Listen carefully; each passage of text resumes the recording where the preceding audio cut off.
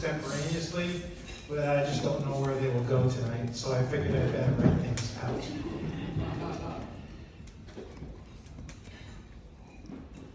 So being that I have a few minutes to do my stand-up, you didn't know that part. You of Illinois people know Meaghan's stand-up, I suppose. And as the father of 3 daughters, my daughters are very unique and different in various and many ways. So different are they that on Father's Day I would receive a various different bunch of cards. I would get a very lengthy written out card from my youngest daughter, Erin, words upon words upon words, because that's her language. To my creative daughter, Kelly, I would receive a creative card full of colors and intricate drawings and things that would bring joy in the Father's Day card. And then it would be Meaghan, the one who would bring to me the more sophisticated, intellectual, humorous card. A white sheet of computer paper, half folded, edges not matching up, quarter folded, edges not folding up, with the inscription written on the cover on Father's Day, Happy Father's Day. On the inside of the cover it says, congratulations, you procreated. Love, Meaghan. Sorry, Meaghan. I have a point to hold, so I'm trying to hear it. So, being that her birthday was going to be celebrated, the anniversary of her birth, June 28th, 1989, and just a few weeks after Father's Day, I was so inspired by her intellect and sophisticated humor that I mailed her a heartfelt Father's Day card. And I sent her a white sheet of paper from the printer, half folded, edges not matching up, quarter folded, edges not matching up. On the outside it said, Happy Birthday, and on the inside it said, September 13th, 1988, the greatest night of my life.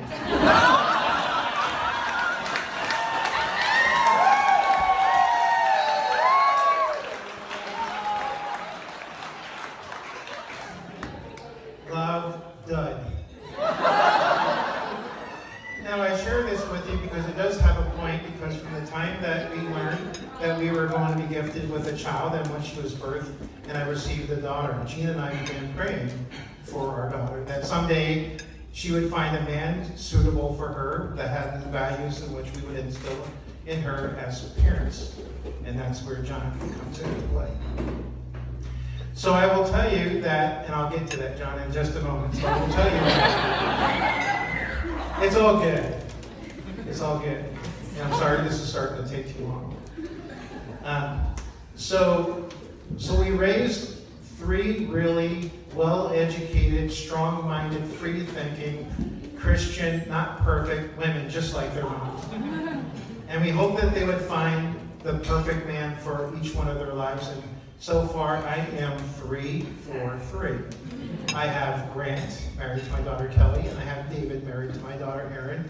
And Gina and I are privileged that we're 3 daughters go, you have 3 sons.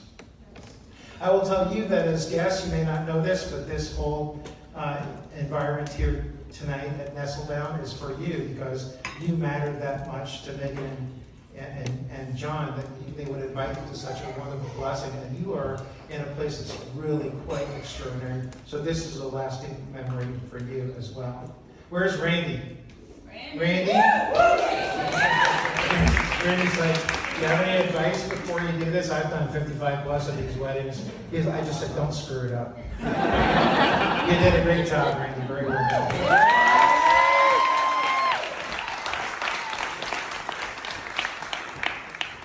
And to Chung and Julia, it's been my honor and privilege to get to know and talk with you this evening. Thank you for raising such a fine young man. Yeah. You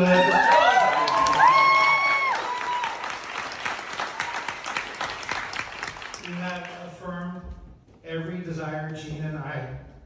Okay, you got it. You have affirmed every desire Gina and I have wanted for Meaghan, and you have done that through your son, John. Now, John, I'm up to you, bud.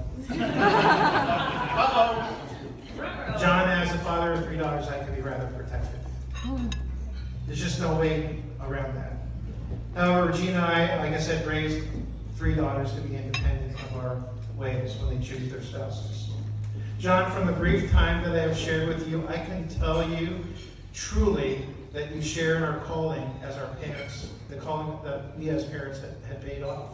From our first visit at the salty dog, the dirty dog, the black dog. What was the dog? Oh, sorry, I didn't mean to insult this champagne. When you greeted me in your flip-flops, raggy jeans, and I think it was like a party Hawaiian shirt. A very good first impression for me. Because with John, what you see is what you get. And that's what I value about you, John. What you see is what you get. And through our various family encounters, the first impressions were always lasting impressions for me.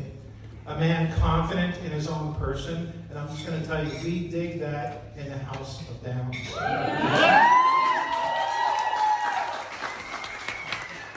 Okay, I'm coming down to the tarmac now. So during these visits, I observed this. The deep and devoted love Meaghan has for you. And saw firsthand the attributes of a man filled with humor, intellect, sophistication, adventurous, a love for the simple things like a good old board game. A man who is caring, a person with a deep sensitivity for empathy for others, by your physician, sure, without judgment. John, in the chorus of this lyric by songwriter Casey Musgrave, family is family. You gotta love them whether in church or in prison. John, welcome to the family.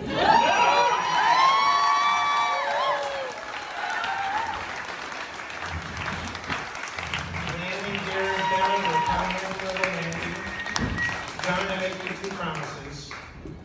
I will always treat you like a son, like I do my other boys, Grant and David. We are family. I will always be there for you to consult over good barbecue or hot dog stands, or to seek good vegan or dumpling recipes. We have a tradition in our household when you make the cut on draft day, your wedding day. That's a sports ball tournament. Yeah. As you're added to Team Downs. These gifts I'm going to give to you. Affirm. I'm going to give you 1 jot. And I got Meaghan 1, 2. You're going to have to open them. You got others later, but this one is important. This gift affirms our love and unconditional encouragement for you, John, and for you, Meaghan. Welcome to the family. We have a similar stocking. These are Christmas stockings. You don't get a stocking in our household as the husband of my daughter until after your wedding. It's the draft day reference. And John's is a camper. Again, there's meaning behind that. And Meaghan's is a log cabin. So the camping is for adventure, the log cabin is for safety and security. How am I doing there? Are you crying up yet? No, I'm good, Dad. Okay.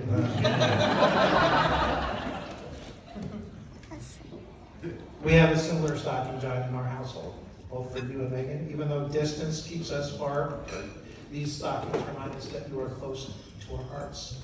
But more importantly, it is a reminder for you and Meaghan as you move forth in your marriage to build your own family traditions, making your own way in years to come. Allow me to just have a moment to have a prayer over you, if you don't mind. If you could indulge the Lutheran pastor a little bit more. Gracious Lord, we ask your blessings upon this evening and upon Meaghan and John as they journey in this new path in their faith as husband and wife.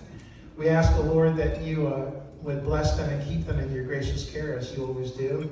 We thank you for this wonderful canopy here that you have displayed through your creation here at Nestledown. We thank you for all of the families here, the Sugg family and friends, and for the Downs family and friends and extended family and friends who could join us this evening. We ask you special blessings upon our evening, our food, and our enjoyment and dancing. We ask this in Jesus' name.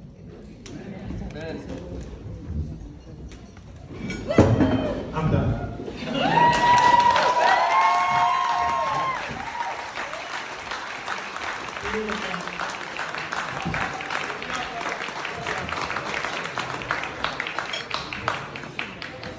All right, there'll be more toasts after dinner. Please enjoy yourself. Sit down, family. And then all the guests that come here in the car, you know, I know lots of people travel, so thank you for being here. You may recognize me from earlier. For those of you who couldn't take your eyes off of John though, and ignored everything I was talking about earlier, my name is Randy Kwan. I also have the honor of being John's alleged best man. More on that in a moment. Unfortunately, or maybe fortunately, for all of you, this will only be the second time and last time I'll be up here. Meaghan has denied me the honor of being the man of honor. She said a certain someone would kill her and kill me, so we wanted to avoid that. I'll let you figure out who that was. But I would like to point out that I was under duress, so I'm still going with the trifecta here. John and I go way back. Almost 30 years now, actually. We're getting kind of old. It's hard to believe we've known each other for that long. What happened in those days when you would walk 5 blocks with your big desktop computer over to mine and lug it over just so we could play games together? These days, we just fly cross country and sit on each other's couches and then still play games. So, not much has changed, honestly. John has many, many admirable qualities. I can't think of any right now. but they are there. So sometimes I feel like you literally have to like pull words out of his mouth to like understand what's going on. I sometimes kind of wonder what his patients think. Like, do they even hear him? Can they understand him? Do they have to ask him again what's going on? I'm like, that's kind of unnerving for me. Come to think of it. He does a really good job. Aww. This is a roast. Please stay on track.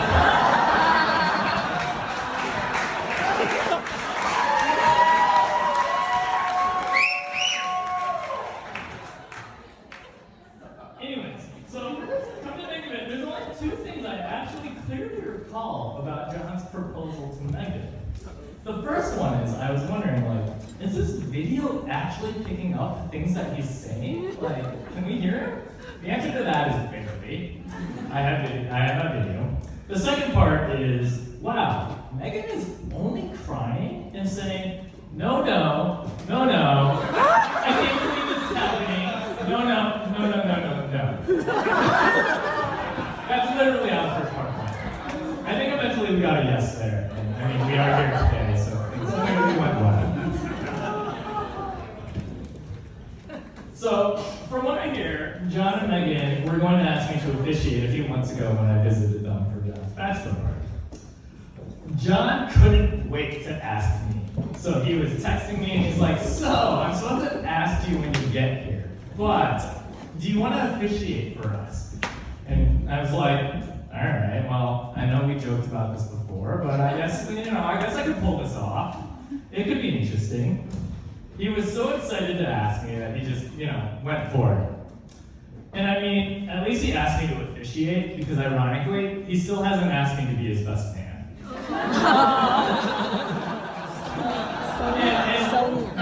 We've been talking about it for a long time. I think there's a statute of limitations of like a couple years, so he hasn't asked. And just to clarify, I asked the other groomsmen what happened, and the responses I got were, I think he asked me in a very John way, and the other one was like, I can't recall, maybe he asked? I don't know. So that's where we're at with his communication skills. Good luck. But, we got there. So, cheers to John's communication skills. Now, for those of you who didn't know, John, Meaghan, and I got to spend a lot of time together. Boy, Meaghan didn't know what she was getting into with the pandemic. But this made us a lot closer, and I really got the chance to kind of see John's love. So we got to witness his love of pizza weekly. Every Friday night, it was like, how do we support the local economy? It's like, let's go get pizza. And it was always this really, really bad pizza place. And Meaghan and I would groan, and he would defend it. And then we would get it for some reason. I don't know why. He made John happy though. John loves his pizza so much that Meaghan opted to get him a pizza stone and a little pizza paddle so we could, reheat pizza. This is how much he was so excited for this. Like, unbelievable. I barely have seen him more excited for anything else in his life. But coming to that, on a more serious note, I don't think I've ever seen John more excited than the day he ambushed me when I just woke up because he wanted to tell me that he was going to propose to Meaghan.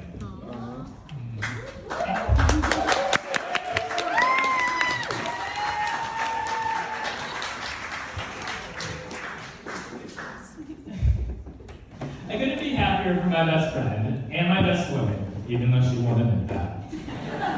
And I'm so happy that I got to celebrate with them when they got engaged, and that I got to officiate their wedding, and that I get to be here and celebrate their first evening as husband and wife.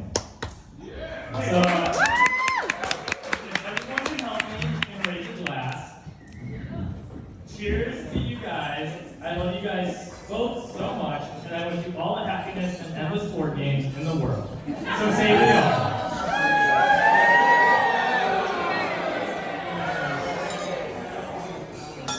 Ding. Ding.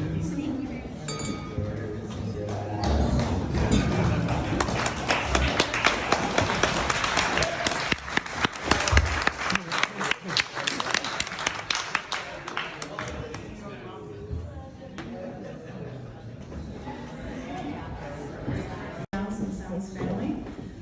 I'm very excited that Brian, who I've been practicing all day saying Brian instead of Mr. and Mrs. Downs, because I'm no longer 14 and I'm really excited. I pointed them to their children and I was like, go say hi to Brian and Jean. I'm like, oh, that felt wrong. I'm especially happy that Brian went before everyone was drinking and I get to go after everyone was drinking. So this is much better. Wait, I want to do over. No. And I am going to flatter you guys, but this is a really good looking wedding. Why? Like all of this stuff.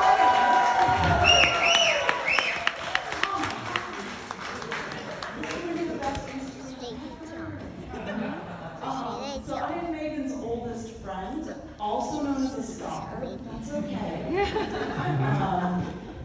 And I wrote a couple speeches out, but I realized I wrote them on my Chromebook and not my phone. But that's okay, because a lot of them were a lot of Gilmore Girl references that only she and I would get. Yes, we will talk later. But I'm going to first talk about John because I have the least to say about him.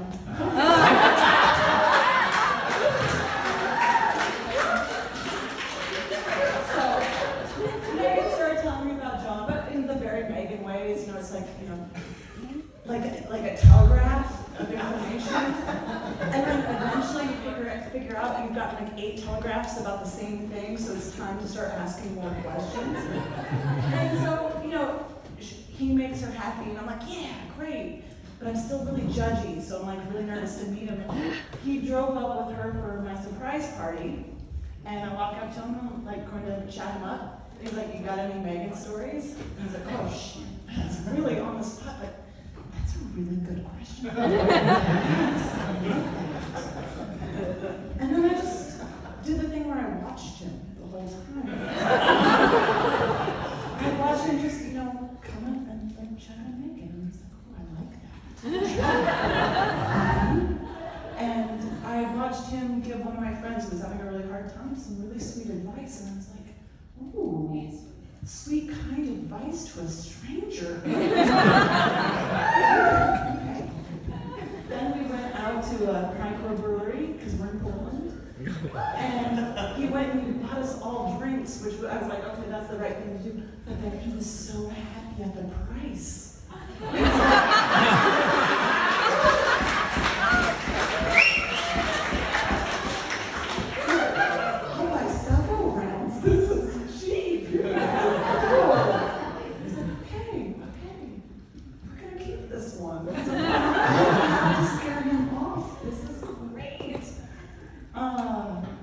Alright, so now we're switched to Meaghan because that's really all I have on John.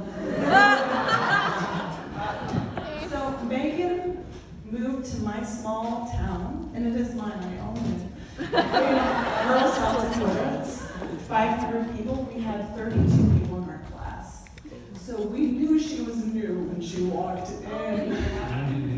And that was kind of when John was asking me to tell stories about Meaghan. I'm like, oh man, Meaghan didn't, like go out hunting with us in the middle of the night on four-wheelers chasing around squirrels. Like I don't have like exciting Meaghan stories because Meaghan's like majestic. So most of my stuff around her are like visuals. Like I remember her walking into our high school and she had like sensible shoes on, and I think they were just like white tennis shoes and tapered jeans and a nice but not showy white top, and I was like, oh, she's not trying to stand out. She walked in, she wasn't scared, which I was like, she's not scared of this redneck school. And I was like, okay. And I walked over to the school secretary and I said, Judy, who's that? And she goes, oh, shit, that's the new kid in your class. And I was like, okay. And she's like, she's the science teacher and the local Lutheran's pastor. He's like, oh, she's with me. Let me go get her. And I walked up to her and I said, hi, I'm Jenna. And she said, hi, I'm Meaghan. And I said, follow me. And I took her over to my group of friends because we were the good kids. I swear we were the good kids. Let me show you one more movie. I was going to leave this out, but I accidentally sent a pornographic email to Pastor. And I think I corrupted her. So I brought her over, and I was like, you're going to be friends with us. And she didn't believe me, so she went and hung out with two other girls for a while. Did you come back? She came back. But Meaghan and I were not fast friends. We were very slow friends. Because Meaghan thought I was obnoxious, and I thought she was uptight. We're both right.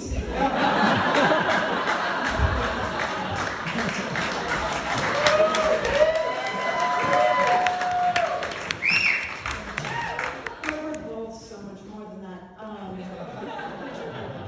Meaghan is, she is just like this quiet, fierce, beautiful storm. Like, I used to love to watch her shop. Because she would go in. And 16-year-old girls, we'd be like trying on things, trying to look slutty, but not make our parents upset. And Meaghan was looking for, and I quote, good quality pieces that would last a while and go with multiple outfits.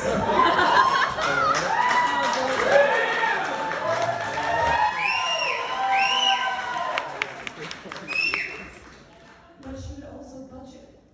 You would watch her do the math in her head, subtract down, and put things back on the rack and take things off until she had the exact amount of money she wanted to spend on her good quality pieces.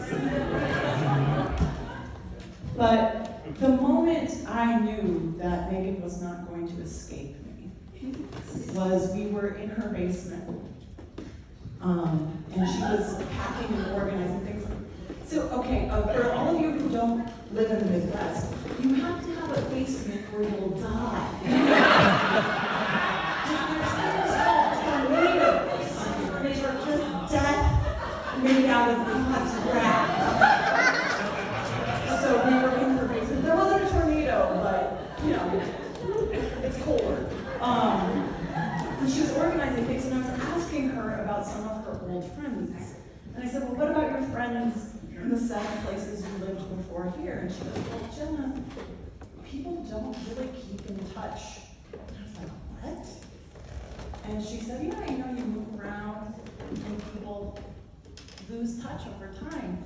I was like, this bitch is never going to lose me.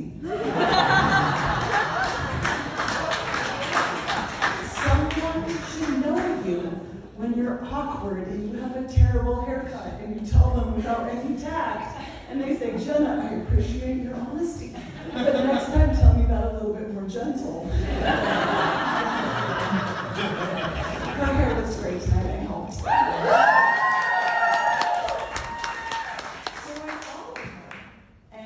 I called her and she'd be surprised. She would like, oh, you're actually going to write me letters and you're actually going to call me. And she wrote me letters and I got to bring some back to her from over the years. And she one time took all of my favorite leading men when I was horribly single and cut them out one by one out of printer paper, which is apparently the theme, and taped them onto dark chocolates to send to me. And send me that for Valentine's Day. And so we just have years of letters and voicemail greetings because she's never going to get rid of me.